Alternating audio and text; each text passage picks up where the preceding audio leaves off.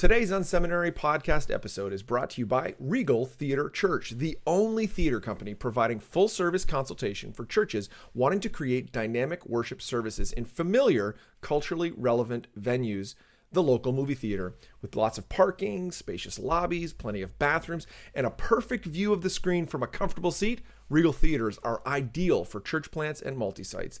Learn more at regaltheaterchurch.com or call their incredible team at 1-800-792-8244 today.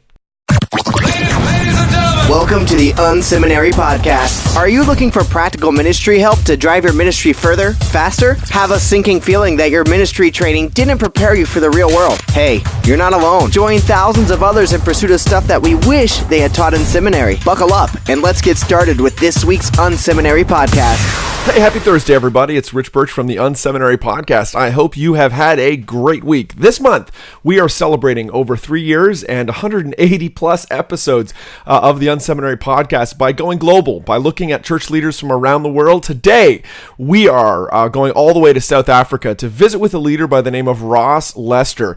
And Ross is a pretty amazing leader. He is leading a multi-ethnic, multi-cultural church in a part of the world where race really has mattered in a pretty significant manner. And I think you're going to love this interview. You're going to love to hear more about it. I also just want to remind you that on November 1st, we're launching my very first book. It's called Unreasonable Churches, and you can find out more about that at unreasonableChurches.com, where you can get a sample chapter and actually get to the front of the line to learn more about the book as we roll out here at the end of the month. I would love for you to pick up a copy or three for your friends in ministry. Maybe it makes a great Christmas gift. I know that seems a little early, but that time is coming this year. Well, let's jump in with Ross Lester. I think you're going to love this interview. You're going to love hearing more about how God is using his church. This is the Unseminary Podcast. Stuff you wish they taught in seminary. We've got Ross Lester with us all the way from Johannesburg, South Africa. He is the pastor at Bryanston Bible Church, a great church, and I'm really looking forward to learning from you today, Ross. Welcome to the show. Hey, thanks, Rich. Thanks for having me. I'm so glad that you've taken some time out with us. I'd love to hear more about South Africa. Give us a sense of kind of the spiritual climate, how is the history of your country impacting, the gospel? Give us a sense of South Africa. All right. I think South Africa is a land of tremendous opportunity and a land of tremendous obstacles at the same time in terms of church work and the gospel. It was kind of the darling of the world 20 years ago with the end of apartheid and Nelson Mandela and Desmond Tutu's vision of a rainbow nation. Mm-hmm. And I think what we're seeing now is just how naive some of that vision was in terms of implementation. And so the realities of a post-colonial and still very racially divided society are really coming home to roost. And so there's major obstacles. There's rampant poverty, highest HIV infection rates in the world. In South Africa alone, there's over 5 million orphaned or vulnerable children. Wow. And so massive gap between rich and poor. So major obstacles, major racial gaps, and inequalities there as well. But major opportunities because God's doing something in sub-Saharan Africa and in South Africa. And so sub-Saharan Africa is where Christianity is growing fastest anywhere in the world. So it's reckoned that in 10 years from now, Africa would have the most Christians of any continent in the world. And the median age of a Christian in sub-Saharan Africa is 19. So there's massive opportunity for the gospel if you can get this gospel narrative really into the hearts of people in what looks like a place full of obstacles.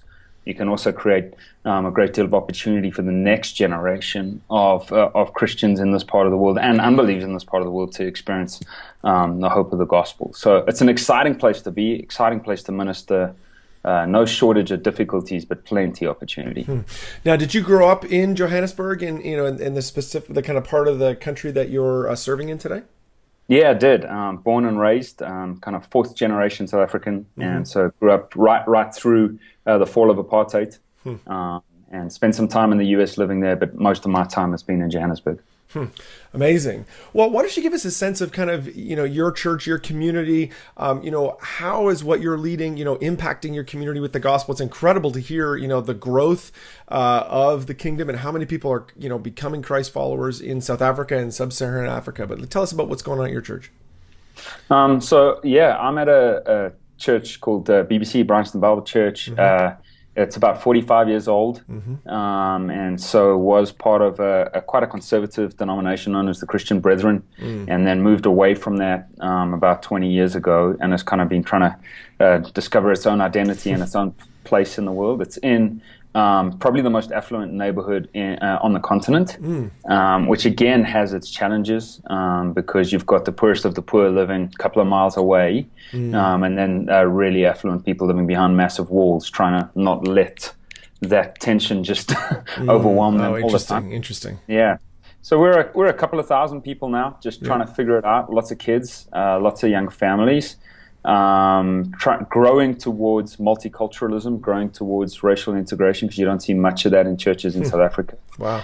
And trying to be a faithful church that plants other churches and maybe births a movement of gospel-centered multicultural churches in South Africa.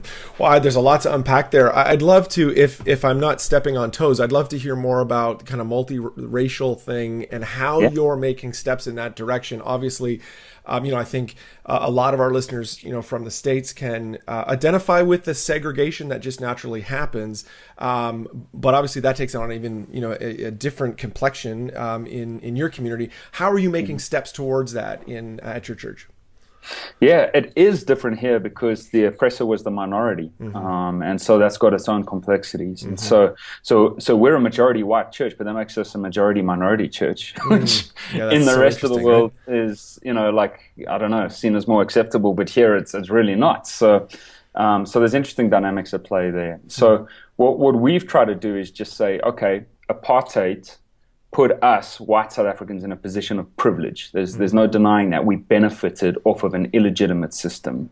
How do we own that, repent of that, and then pay it back? How do we pay back privilege? How do we take the position that we're in, the education that we've received, the wealth that we have available to us because of the wickedness of that system, and how do we pay that back? And the best way we can see as paying that back is through raising black African leaders who will replace us, and sowing the riches of the resources that were sown into us, sowing into young black African leaders so that they can really take the charge into the next generation. And so we haven't really tried to put Band-Aids on a cancer by just window dressing in terms of music styles, that kind of stuff that will come.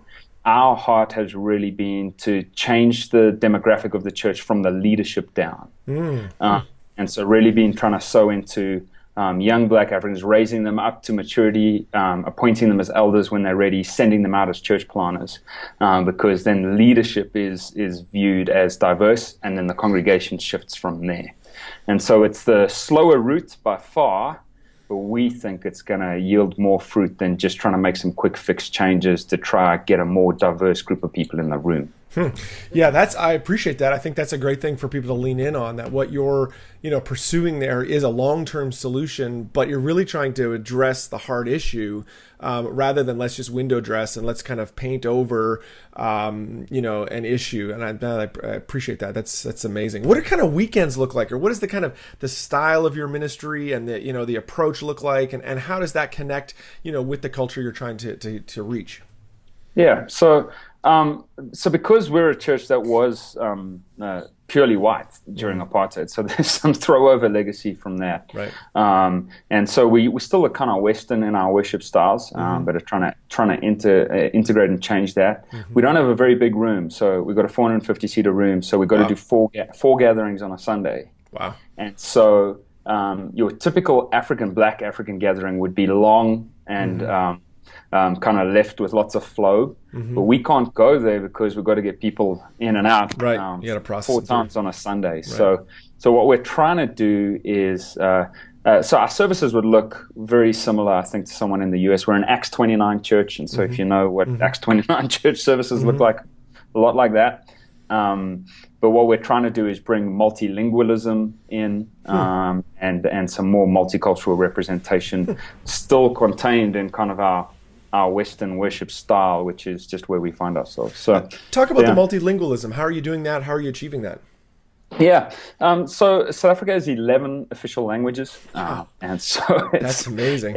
It's complex, and so we find just little things. We're just starting to do this now. Just acknowledging that you would have that many languages in the room is a good thing. So just in terms of greetings, your announcer, when he's greeting the congregation, greet in more than one language.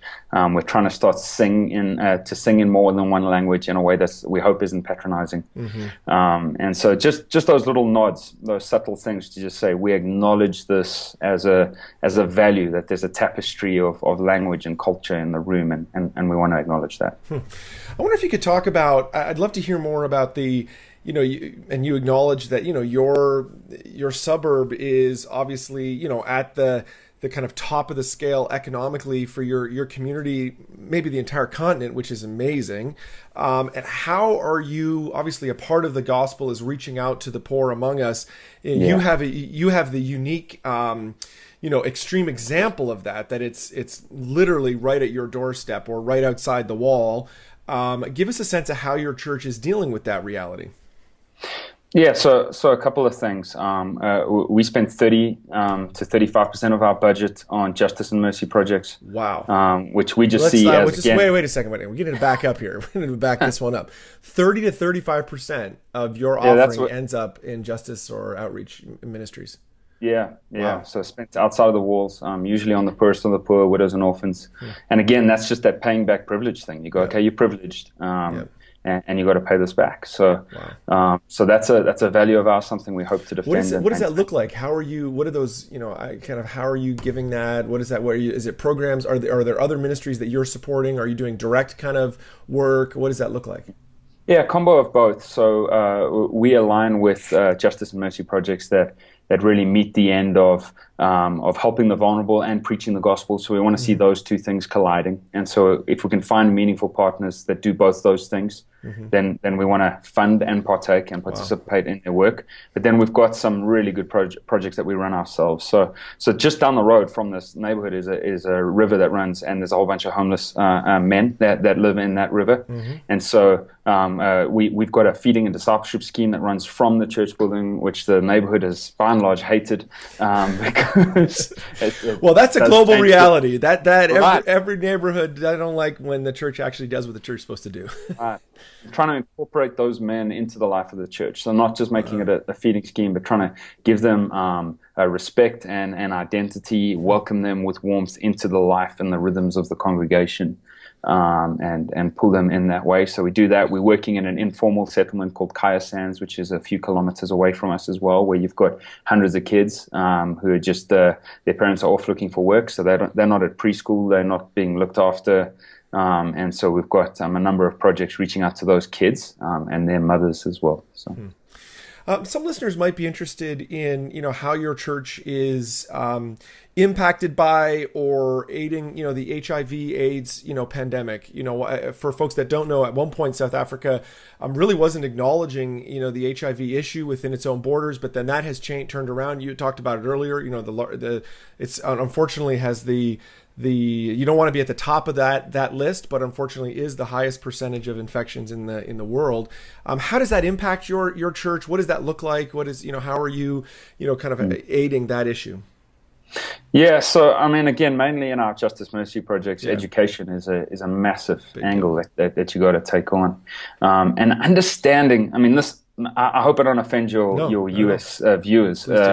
Understanding the African context as well, and just having some empathy and sympathy towards that, and starting to understand that maybe a Westerner with a Bible in his hand who isn't abstaining from sex, arriving to tell a 14-year-old girl that she has to abstain, it doesn't always work. It's trying to educate people on other ways that they can prevent infection as well. And so we don't see that as a dilution of the gospel message. We want to call people to sexual purity, but we also only really expect Christians to act like Christians. And calling non-Christians to act like Christians doesn't work.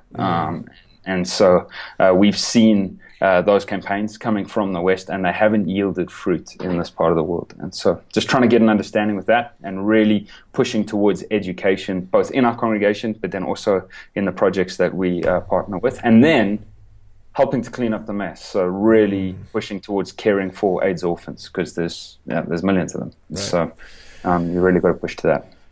Amazing. This has been super encouraging to hear and just learn a little bit more about your church. What else would you when you think about, I'm asking you to kind of speak to our U.S. listeners. There's a vast majority of people that listen to this podcast are church leaders and from the States. And, how would you say, kind of looking into our culture, and you studied here for a while, so you have a good sense of, what's happening here. What are some of those lessons that you can apply from, your experience to us? And what are some things we should be thinking about? Yeah, so a few things. I think what I see happening in the US at the moment is evangelical Christianity being pushed to the fringes. And there's a lot of panic about that in society. And I understand that, because it's been right at the center of kind of the lifeblood of American identity for a long time. But that's where Christianity flourishes, is on the fringes, where you're sojourners and aliens and exiles in a strange land. And U.S. Christians are going to have to get used to being those things and living like those things, exiles in their own land and sojourners and aliens. And so I think some energy is going to need to go to kind of just owning that identity, and then living that identity is good news. When I look at the book of Acts, people loved the actions of the early church and hated their doctrine. And that's where I think U.S. Christians are being pushed towards, but they're only going to love your actions if your actions are evident. So the days of cultural Christianity, I think, are over. But I think the days of being real Christ followers is exciting if people can own it. It will be hard. There'll be persecution. That's a given. But I think you'll get a true core of Christianity starting to emerge. And so that would be the one thing. In line with that a little bit is a lot of the arguments that I see coming out of the West about, like, you got to be careful not to engage in a social gospel. No one has those arguments in the developed world.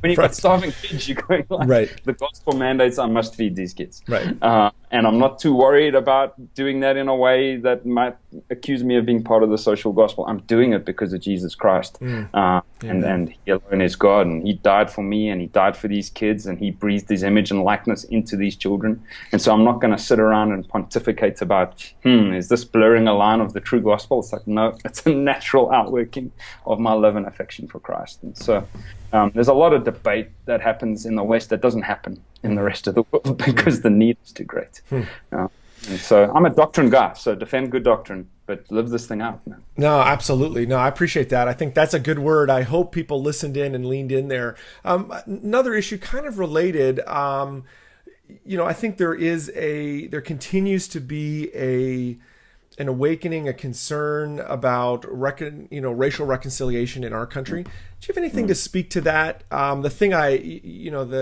obviously the process that your homeland's been through has been amazing. Anything that you, from that perspective, that you could kind of speak into to our experience here in the States? Yeah, I think people have got to be prepared to have uncomfortable conversations, and this kind of notion of color blindness doesn't work. And so if we just say we're colorblind, we're in denial. So I think we've got to get into some conversations where we're empathetic listeners to start with, instead of just guys shouting down another people group.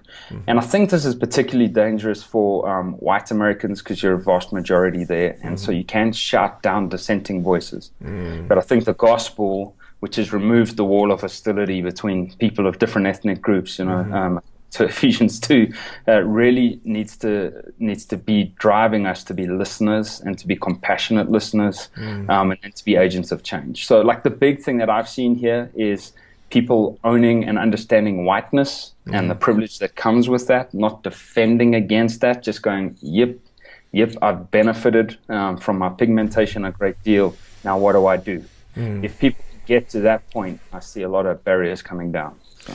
Absolutely. This has been fantastic. Anything you want to share before we wrap up today? Yeah, man. I just think church leaders out there just do what Christ asks you to do, which is to make disciples. Don't buy into the hype of selling religious goods and services. Win people to Christ, disciple them to maturity, and just do it again and again and again and again. If God gives you lots of people, praise Him. If He gives you a few people, stay faithful with them, but simplify it. Just make disciples. Just honor Christ that way. That's what we're called to do. Very cool. Ross, if people want to get in touch with you or with the church, how can they do that? The website for the church is bbc.org.za, and my Twitter handle is @RossLester. Fantastic. Thanks so much for being on the show today. Rich, thanks for having me, brother. Thank you for tuning in to this week's Unseminary podcast. Don't be shy. We'd love to connect. Check out Unseminary Inbox. You can sign up at unseminary.com and we'll send you helpful training resources every week. Plus, you'll gain immediate access to our exclusive members area with tons of resources you can use. Connect with Rich on Twitter @RichBirch or through email rich@unseminary.com. Don't forget to check out the show notes for this episode at unseminary.com. It includes links to what we talked about today and more. Leave a comment. We'd love to hear from you. Did you enjoy today's episode? Drop by iTunes and leave a review. Thanks again for tuning in to this week's Unseminary podcast. Join us next week when we'll learn more stuff we wish they taught in seminary.